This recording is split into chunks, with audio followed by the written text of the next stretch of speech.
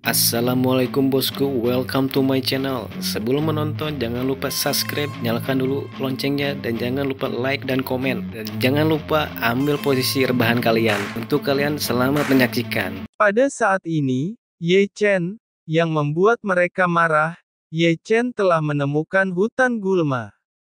Ini dia. Ye Chen melihat sekeliling dan tidak melihat siapapun. Ye Chen kemudian memindahkan sekeranjang bom ranjau dan menguburnya di tanah dengan sangat hati-hati. Setelah melakukan ini, Ye Chen mengeluarkan dupa lagi, dan mengaturnya dengan cerdik di ilalang, lalu jarum perak beracun, dan setiap tautan direncanakan dengan hati-hati. Butuh waktu 1 jam penuh untuk menyelesaikannya, dan Ye Chen pergi dari sini. Sekarang, aku akan menghajar kalian semua. Setelah berjalan-jalan di hutan tandus, Ye Chen melihat sosok buram di kejauhan. Kong Chao. Meski sosoknya kabur, sekilas Ye Chen mengenali pria itu sebagai Kong Chao. Saat ini, Kong Chao sendirian. Seperti Kong Chao, Zuo Qiuming dan Jiang yang melakukan hal yang sama, karena hutan tandus terlalu besar karena para murid tersisa sedikit. Jelas, berkumpul bersama untuk menemukan Ye Chen akan mempersempit ruang lingkup, jadi mereka bertindak secara terpisah, yang dapat memperluas cakupan pencarian.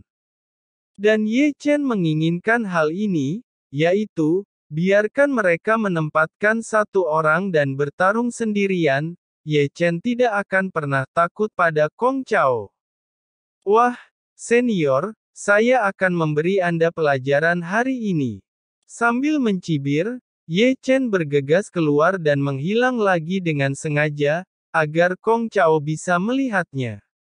Ye Chen, Kong Chao sangat akrab dengan nafas Ye Chen, dan udara cemberut di hatinya tidak punya tempat untuk melampiaskan. Jadi Kong Chao menyusul tanpa mengucapkan sepatah kata pun. Melihat Kong Chao mengejar, Ye Chen sengaja melambat, dan tepat ketika Kong Chao hendak menyusul, Ye Chen mempercepat dengan tajam lagi. Kong Chao mengejar dan Ye Chen melarikan diri, secara bertahap mendekati jebakan yang ditetapkan oleh Ye Chen sebelumnya. Dan Kong Chao tampaknya melupakan sesuatu karena amarahnya, yaitu, mengirim sinyal untuk memanggil Zuo Qiuming dan Jiang Yang. Boom! Segera, Kong Chao dibawa ke hutan gulma itu, dan Kong Chao yang santai dan waspada menginjak bom ranjau darat yang telah dikubur Ye Chen sebelumnya, dan diledakkan di tempat, menunggu pendaratan. Yang kedua bom ranjau telah meledak. Boom, boom. Kemudian, raungan itu berdering lagi dan lagi, ketika Kong Chao diledakkan, dan ketika tubuhnya lumpuh, dia menginjak jarum beracun yang diatur dengan hati-hati oleh Ye Chen. Sebelum dia bisa bereaksi, aroma harum yang telah diatur sebelumnya juga melayang masuk lubang hidungnya. Ye Chen. Raungan itu terdengar di hutan, dan Kong Chao pusing, tubuhnya gemetar. Pada saat ini, Ye Chen tidak tahu dari mana asalnya. Ye Chen melambaikan tangannya dan membuang lebih dari selusin bom asap. Bom asap meledak, dan tiba-tiba ada kabut hitam, menjebak Kong Chao di dalamnya. Setelah menahan diri, Kong Chao segera menggunakan keterampilan angin untuk meniup asap hitam.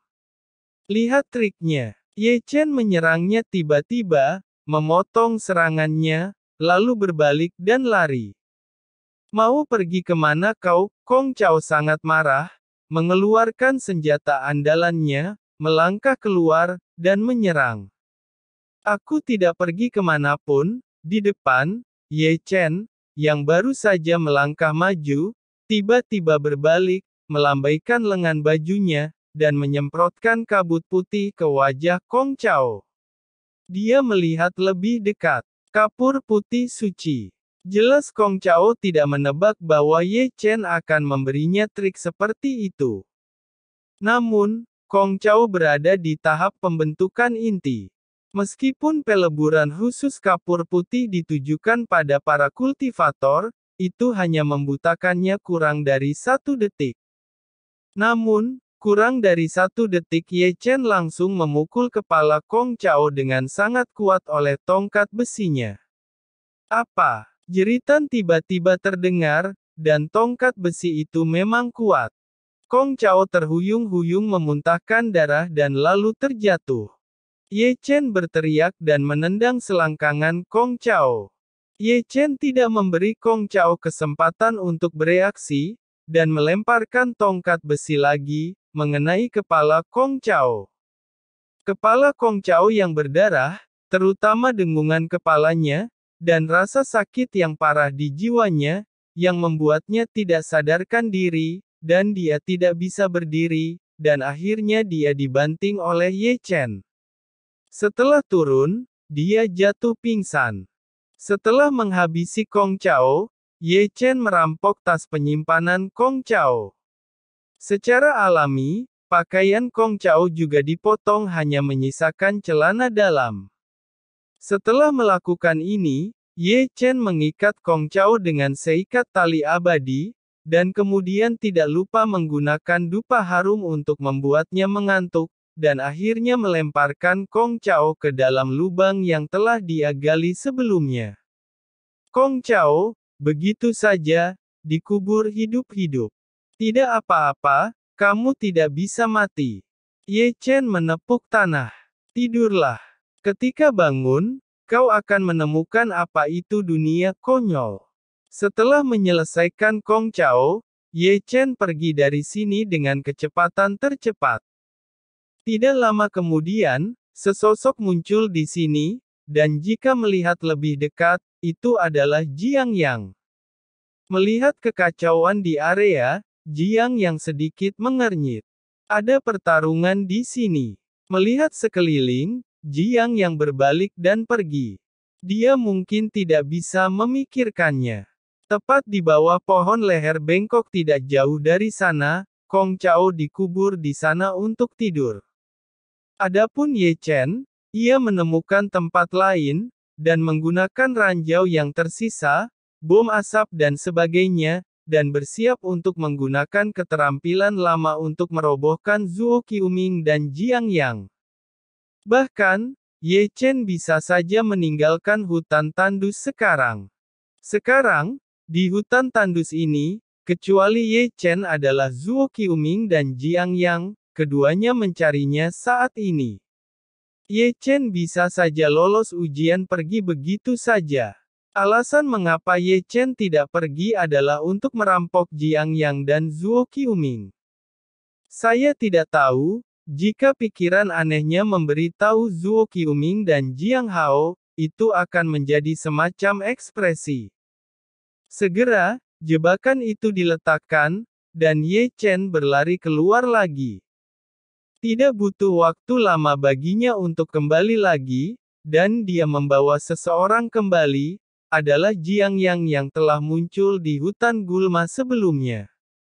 Boom, boom, boom. 30 detik kemudian, Jiang yang diledakkan oleh bom ranjau darat, lalu bom asap, dupa, dan jarum beracun. Ye Chen, aku akan membunuhmu. Raungan Jiang yang terdengar di hutan. Kaulah yang memprovokasi aku lebih dulu. Ye Chen sendiri tidak akan menunjukkan belas kasihan, dan dia hanya meletakkan Jiang Yang. Seperti Kong Chao, Jiang Yang tidak bisa lepas dari perampokan. Datang dan datang, kalian berdua adalah teman. Ye Chen membawa Jiang Yang ke tempat Kong Chao dikubur hidup-hidup, lalu menggali lubang besar, dan melemparkan Jiang yang juga dilucuti pakaiannya. Ye Chen menepuk pantatnya dan pergi. Kalau begitu, yang tersisa hanya Zuo Qiuming. Sudut mulutnya mencibir, Ye Chen melihat ke arah hutan tandus, dan sepertinya bisa melihat wajah nakal Zuo Qiuming dari jarak jauh. Kali ini, Ye Chen tidak memasang jebakan apapun. Ye Chen selalu ingin bertarung 1 lawan 1 dengan tahap pembentukan inti, Tetapi adegan sebelumnya mengalahkan Kong Chao dan Jiang yang jelas tidak pantas. Hari ini, hanya Ye Chen dan Zuo Qiuming yang tersisa di hutan tandus, dan tidak ada yang akan mengganggunya lagi. Ye Chen pikir ini adalah kesempatan yang baik, dan dia juga ingin tahu, jika Ye Chen tidak melakukan jebakan, apakah mungkin untuk mengalahkan Zuo Qiuming di dunia nyata.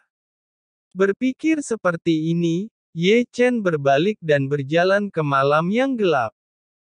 Pada saat ini, Zuo Qiuming, yang masih mencari jejak Ye Chen di hutan, benar-benar ingin menjadi lebih marah, semakin tersiksa. Dia memiliki artefak kuat, tetapi dia tidak bisa melepaskannya. Saya tidak tahu berapa lama sebelum Zuo Qiuming mengeluarkan catatan itu.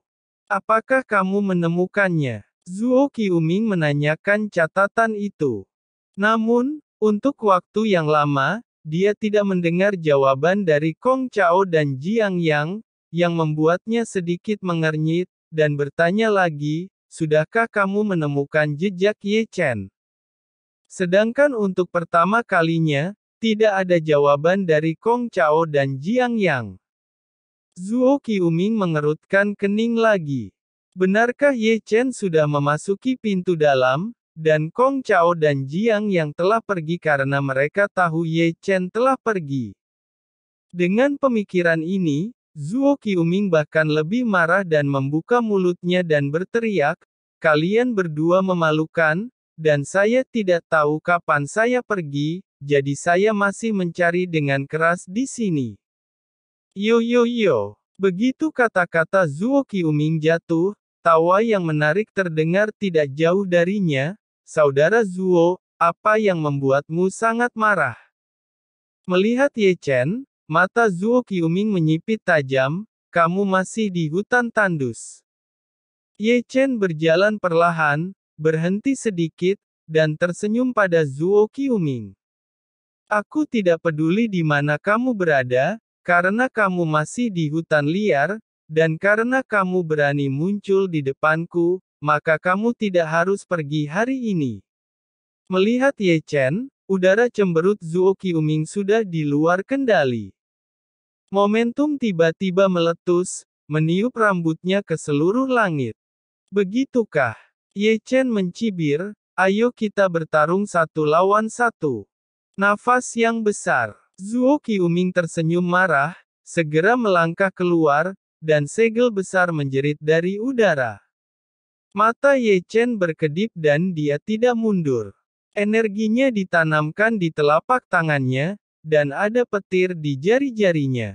Boom! Dengan satu serangan, mereka berdua mengerang kembali. Aku tidak peduli seberapa kuat kamu, tapi di mataku, kamu tetap bukan apa-apa.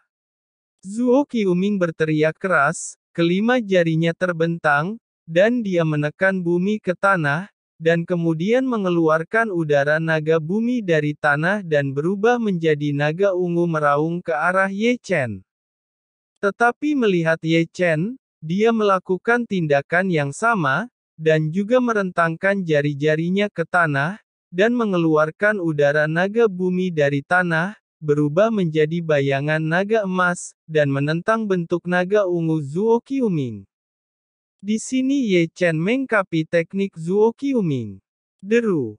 Kedua bayangan naga memiliki momentum yang sama, dan mereka tidak dapat bersaing satu sama lain di udara. Bagaimana bisa kamu mengeluarkan teknik yang sama denganku? Zuo Qiuming berteriak keras, dan kamu harus tahu bahwa orang yang mengetahui keterampilan ini ada di seluruh sekte Heng Ye. Sama sekali tidak lebih dari 5 orang, dan dari 5 orang ini, tidak termasuk kamu yang mengetahuinya.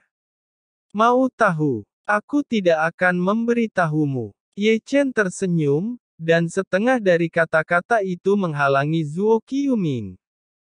Zuo Qiuming sangat marah lagi, membalikkan tangannya untuk mengambil salib perak, menginjak tangga misterius dan bergegas langsung ke Ye Chen, dan ada serangkaian bayangan di belakangnya.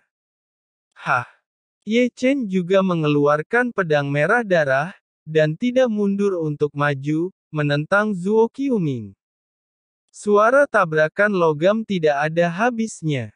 Keduanya memiliki keterampilan mereka sendiri, gerakan mereka juga tidak dapat dipahami, dan mereka sulit dibedakan untuk sementara waktu.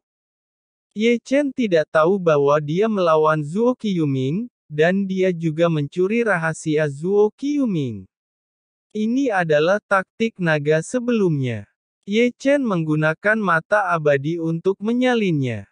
Ini juga alasan penting lainnya mengapa Ye Chen ingin tinggal dan menghadapi Zuo Qiuming, yaitu untuk mencuri metode rahasia Zuo Qiuming. Boom! Gemuruh. Pertempuran antara kedua orang itu sengit, dan masing-masing menyerang. Adegan pertempuran juga sangat luas. Akibatnya, potongan-potongan kayu kuno jatuh, dan batu besar yang duduk runtuh menjadi puing-puing. Segel naga bumi, tinju gunung gemetar, serangan naga. Konfrontasi keterampilan rahasia meningkatkan pertempuran antara keduanya. Zuo Qiuming adalah tahap pembentukan inti, dan penuh semangat, dan dia tidak akan dikalahkan untuk waktu yang sebentar, serangan tidak ada habisnya, dan setiap kali dia menyerang, dia bisa meninggalkan bekas luka pada Ye Chen. Meskipun Ye Chen tahap kondensasi Qi, Ye Chen lebih unggul dalam lautan inti. Meskipun Qi tidak sekuat kekuatan Zuo Qiuming. Zuo Qiuming juga menderita setiap kali dia menembak. Dalam sekejap mata, keduanya sudah bertarung selama hampir 100 gerakan, tetapi pertempuran itu masih panas. Orang aneh macam apa anak ini? Sampai saat itu, Zuo Qiuming benar-benar mulai menghadapi Ye Chen. Dia tidak bisa membantu tetapi terkejut. Tahap kondensasi Qi bisa bertahan di tangannya begitu lama tanpa kalah. Ini bukan keajaiban. Tidak heran dengan kekuatan ini saja, sulit bagi murid luar untuk mengalahkannya. Sepertinya rumor itu benar. Ye Chen memang memiliki kekuatan itu. Pikiran Zuo Qiuming berkibar di dalam hatinya. Ketika dia mendengar perbuatan Ye Chen di gerbang luar, dia tidak mempercayainya, tetapi ketika dia benar-benar bertarung dengannya, dia menemukan bahwa Ye Chen yang berada tahap kondensasi Qi adalah monster jenius. Saudara Zuo, masih ada celah kecil antara kau dan aku.